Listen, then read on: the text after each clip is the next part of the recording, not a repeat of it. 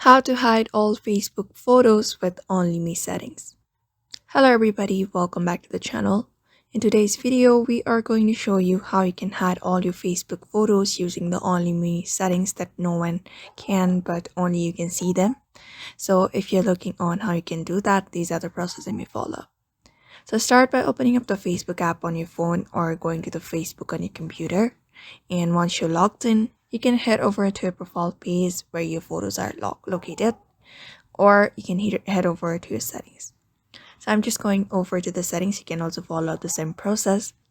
So once you reach over to your settings, you can scroll down until you're able to see audience and visibility. Under this section, you can look up for the option called post here. Just go ahead and tap on it.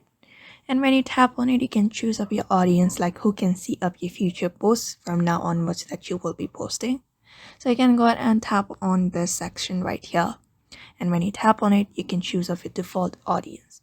So since we want only me, we're going to select the last option and save it, save the changes.